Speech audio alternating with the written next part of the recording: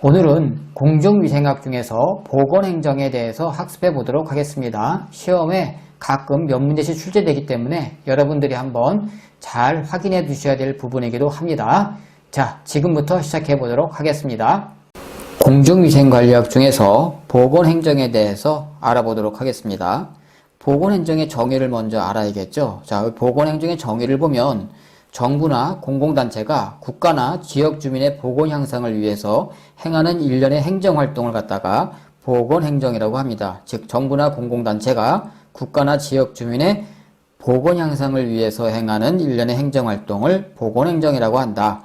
보건행정의 특성 및 범위가 있는데 자, 이것이 시험에 나오게 됩니다. 보건행정의 우리 특성은 공공성이고 사회성이 있어야 된다. 즉 정부나 공공단체가 국가나 지역 주민을 위해서 행하는 일련의 행정활동이니까 당연히 공공성 및 사회성이 있어야 되고 봉사성이 있어야 되겠죠. 그리고 과학성 및 기술성이 있어야 됩니다. 그리고 교육성과 조장성, 즉 홍보성을 말합니다. 조장성은. 그래서 여러분들 보건행정의 특성이 총 4가지가 있는데 공공성 및 사회성, 봉사성, 과학성 및 기술성, 교육성 및 조장성이 여기에 해당이 된다라는 것을 챙겨주셔야 되고 시험에 가장 많이 나오는 게 바로 이 보건행정의 특성 및 범위, 즉 그 중에 해당하는 보건행정의 특성이 바로 시험에 자주 출제되게 됩니다.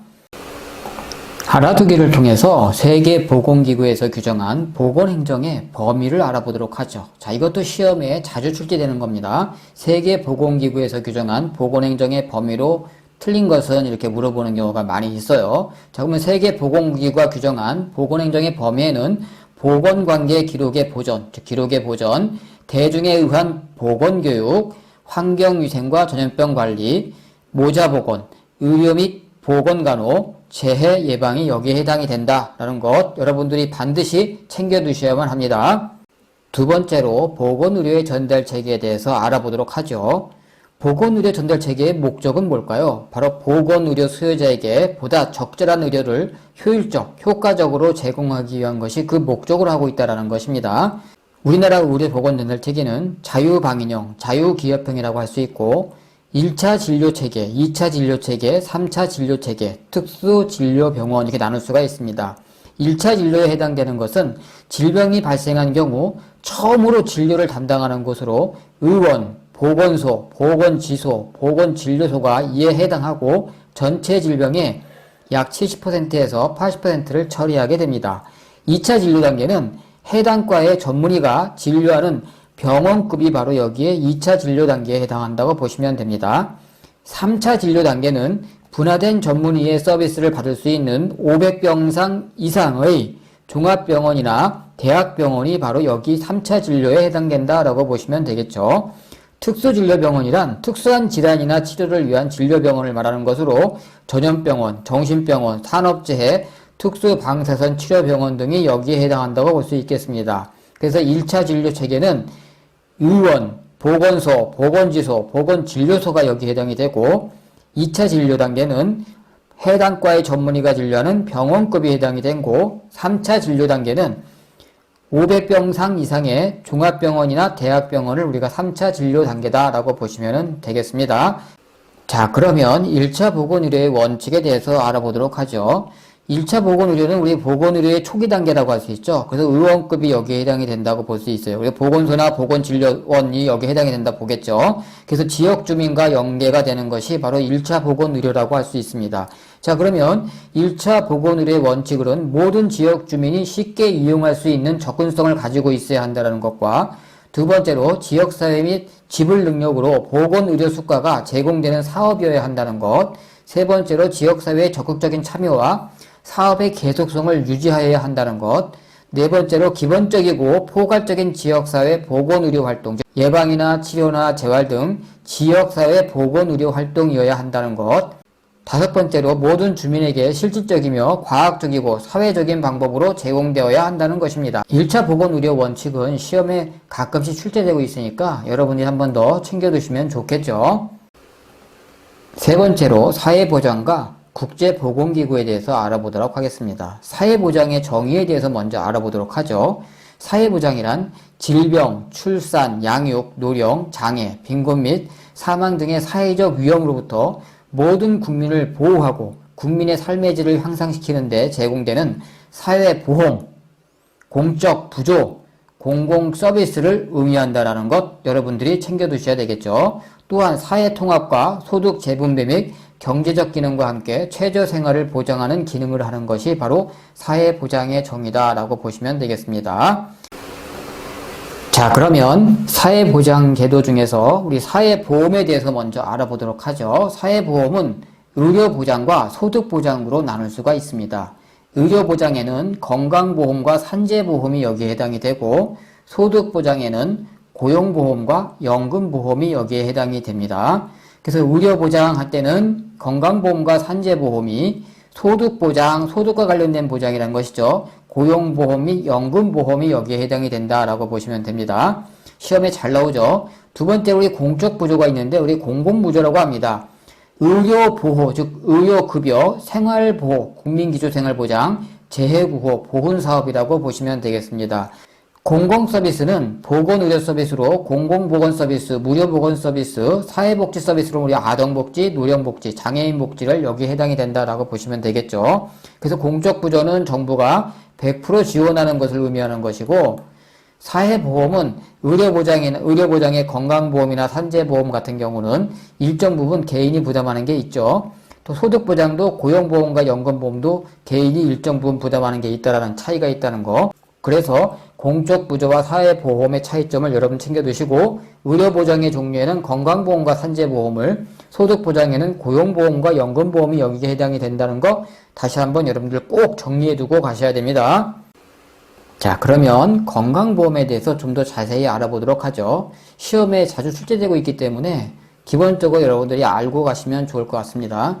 우리나라의 건강보험제도의 특성은, 우리나라의 의료보험법은 1963년 12월에 처음으로 제정되었고, 이러한 건강보험제도의 실시에 따라서 1989년 7월 1일에는 도시지역 주민을 건강보험에 적용시킴으로써 전국민 건강보험을 실현되고 있는 것이 바로 우리나라의 특징이다라고 보시면 되겠습니다.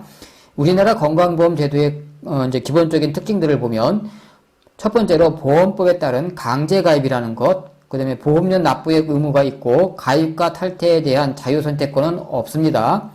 두 번째로 경제적 능력에 따라 보험료를 차등 부과한다는 것. 세 번째로 보험급여의 혜택은 동일하게 적용됩니다. 네 번째로 전 의료기관의 건강보험에 적용을 받음으로써 국민들의 이용에 따른 접근도가 좋다는 장점이 있습니다. 다섯 번째로 보험료는 개인과 정부가 일정 부분 나누어 부담한다는 것입니다. 그리고 여섯 번째로 제3자 지불형으로 행위별 수가제를 채택하고 있다는 것 여러분들이 꼭 챙겨두시면 좋겠습니다. 행위별 수가제에 대해서는 나중에 여러분들에게 설명드릴 기회가 있으니까 그때 설명하도록 하겠습니다. 다만 우리나라 건강보험 제도는 행위별 수가제라는 것 여러분들 다시 한번 정리를 해두셔야 됩니다. 이어서 국제보건기구에 대해서 알아보도록 하겠습니다. 세계보건기구는 1948년 4월에 설립한 국제연합산하의 전문기관으로 모든 인류의 최고 건강수준 달성을 목적으로 하고 있다는 것과, 국제보건산업의 지도조정과 각국 정부의 기술원조 및 긴급원조, 전염병 및 기타 질병의 박멸이나 영양, 노동, 환경 및 위생상태의 개선, 국제보건조약 규칙에 의한 제한 및 수행, 모자위생 및 정신위생사업, 보건 분야의 연구 촉진, 국제질병 사인 분류의 작성 및 개정, 진단방법의 표준화, 식품, 생물 제재의 국제기준의 발전 및 향상에 있다라고 보시면 되겠습니다. 세계보건기구의 본부는 스위스 제네바에 위치하고 있습니다.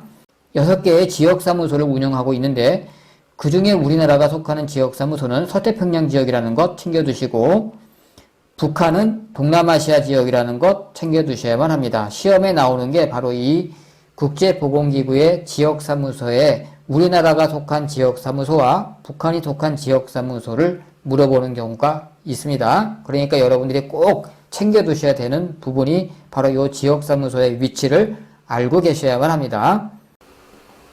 자, 그러면 알아두기를 통해서 우리 6개 지역사무소를 한번 정리하고 가도록 하죠. 동지중해 사무소 본부는 이집트의 알렉산드리아가 해당이 되고, 유럽 사무소 본부는 덴마크의 코펜하겐, 미주 사무소는 미국의 워싱턴, 아프리카 사무소의 본부는 콩고의 브라자빌, 서태평양 사무소는 바로 본부가 필리핀의 마닐라에 있다라는 것. 이거 우리나라가 서태평양 사무소에 해당이 되죠. 동남아시아는 북한이라고 했습니다. 동남아시아 사무소의 본부는 인도의 뉴델리가 해당이 됩니다. 그래서 우리나라는 서태평양 사무소의 본부인 필리핀 마닐라와 관련이 있고, 동남아시아 사무소 본부인 인도의 뉴델리는 북한과 관련이 있다라고 보시면 되겠습니다. 팁을 하나 더 알아두면 유엔 아동기금을 우리가 유니세프라고 하죠. 원조 물품을 접수해 필요한 국가에 주로 모자 보건 향상과 관련된 부분에 원조를 하는 곳을 우리가 유엔 아동기구인 유니세프라고 말을 합니다. 마지막으로 관련 기출문제를 통해서 정리를 하고 가도록 하겠습니다. 1번 보건행정의 특성과 가장 거리가 먼 것은 보기 1번 공공성, 2번 교육성, 3번 정치성, 4번 과학성. 자, 어느 게 답이 될까요? 우리 보건행정의 특성은 공공성 및 사회성이 있고 봉사성, 조정성 및 교육성, 과학성과 기술성 등이 있다 이렇게 얘기했었죠. 자, 그럼 보건행정의 특성과 거리가 먼 것은 여기 보면 3번의 정치성은 보건행정의 특성과 관련이 없다는 거 금방 확인할 수가 있습니다. 그래서 1번의 답은 3번이 되겠죠.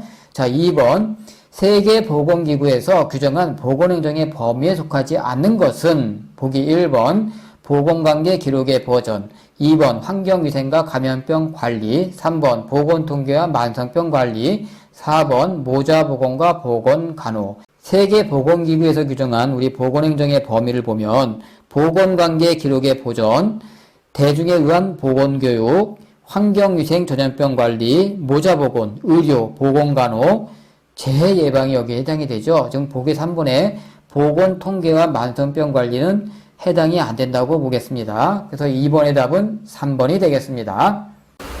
이어서 마지막으로 3번 문제를 풀어보도록 하겠습니다. 다음 가로 안에 알맞은 말을 순서대로 옳게 나열한 것은 자, 세계보건기구의 본부는 스위스 제네바에 있으며 6개 지역사무소를 운영하고 있다. 이 중 우리나라는 어느 지역에, 북한은 어느 지역에 소속되어 있다. 이렇게 되어 있죠. 자, 지역사무소는 6개의 지역사무소가 있는데 우리나라의 경우는 서태평양 지역에 이렇게 했었죠. 북한은 동남아시아 지역에 라고 이렇게 했었습니다. 자, 그러면 답은 몇 번이 됩니까? 답은 3번에 4번. 우리나라는 서태평양 지역에, 북한은 동남아시아 지역에 소속되어 있다라고 볼 수가 있겠죠. 그래서 3번의 답은 4번이 됩니다. 자, 이렇게 오늘은 보건행정에 대해서 학습해 보았습니다. 다음 시간에는 소득의 정의 및 분류에 대해서 학습해 보도록 하겠습니다. 자, 끝까지 시청해 주셔서 감사합니다.